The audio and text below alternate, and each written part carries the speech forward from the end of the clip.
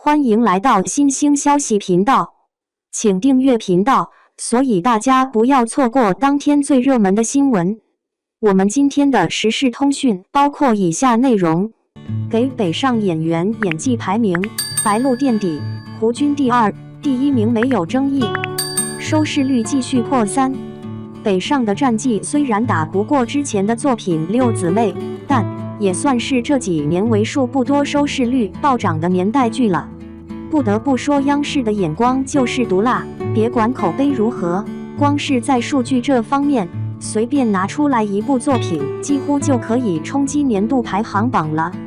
姚晓峰加赵东玲这个组合更是王炸，顶级制作班底，配上一众实力派戏骨，北上的爆火也算是预料之中。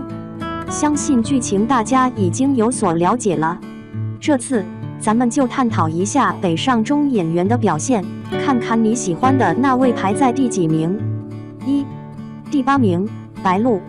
看到白鹿的表演，我才知道原来古偶演员与正剧的演员真有壁垒。在流量演员中，白鹿也能算是有点实力，又可以撑起一整部剧的顶流。然而到了央视年代戏里，那是真的没眼看。看得出来，为了转型成功，白鹿也做出了不少牺牲。这姐全身被涂黑了好几个色号，这黄黑皮都反光了，还戴上了牙套。可惜白鹿浮夸式演技，观众完全无法入戏。她仿佛把我好用力直接写在了脸上。她多次将嘴狠狠地咧开，就把这戴了牙套的大牙对在观众面前，生怕大家看不见。而且看多了白鹿表演的观众，很难不会在她的脸上看到熟悉的表情。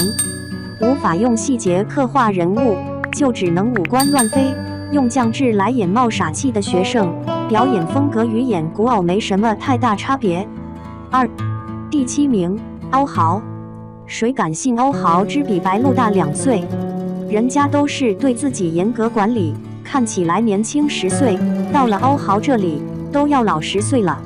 32岁，一副中年大老爷们样，把机灵演成自作聪明，那张老脸与校服违和感实在是太强了。导演也是个人才，让欧豪来搭配白鹿。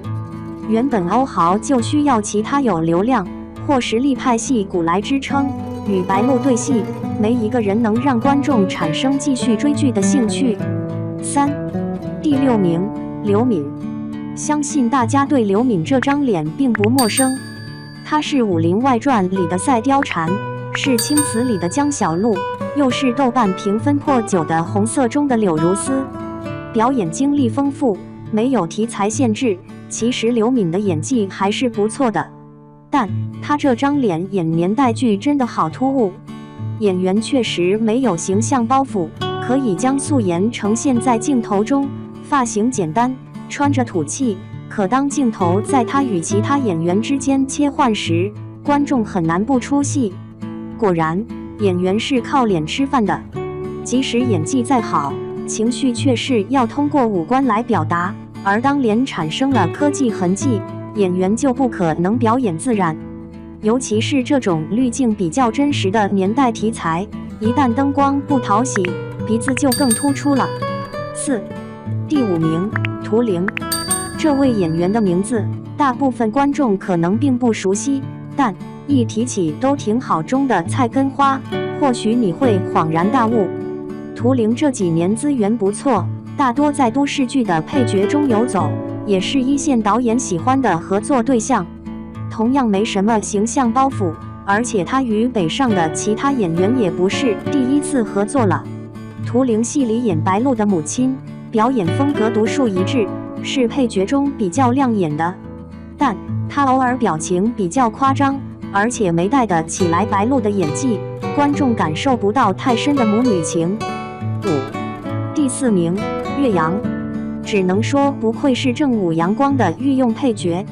岳阳在北上中戏份真不多，但他塑造人物的能力确实没得说。明明西装革履，却闻不到一丝铜锈味，没有任何霸总的感觉，反而有点窝囊。戴一副小眼镜，文人气质挥洒的淋漓尽致。没错，岳阳饰演的角色是个穷酸作家，性格也些许内敛。只要他出镜，与其他演员总能碰撞出不一样的火花。6. 第3名，齐欢。我敢说，齐欢是年代剧的配角中性价比最高的。虽然齐欢咖位一般，但他总能将质朴善良的人物刻画得入木三分。北上中的几位中生代女演员合演的其实都不错，她们有阅历，演得比较接地气。但齐欢的表演是最贴合人物且最自然的，她没有任何刻意表现性格的行为，但每个眼神中都透着对街坊邻居的关心。明明穿着都朴素，可齐欢的衣服穿在身上，仿佛真的是人物会穿的一般。包括在《我们的日子》《父辈的荣耀》等同题材作品里，齐欢都可以了无痕迹地把角色演进观众心里。对比图灵的表演，齐欢与欧豪相处才更像是母子，不像演的。7. 第2名，胡军。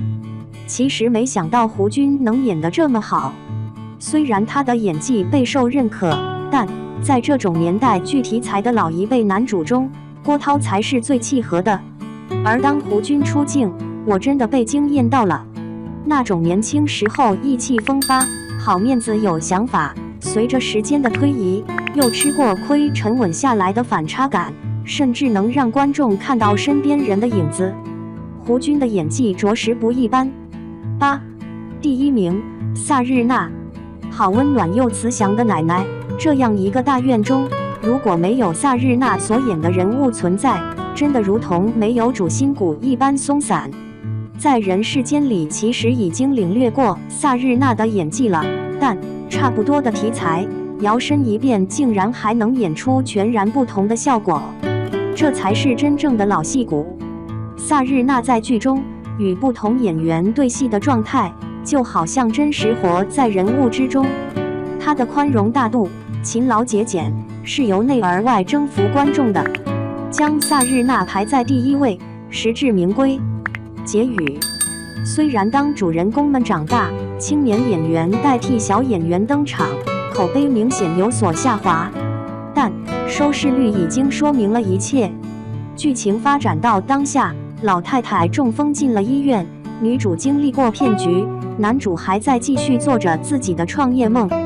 没有吃过大亏，主角当然不会发现读书的重要性。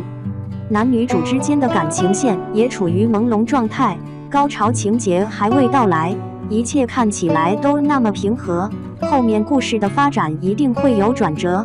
或许学生时期过去，好戏才真正开场。时代的变迁下，运河人家的生活状态也发生了改变，后面男女主究竟会有何归宿？父辈又该怎样维持家里的生计？值得期待。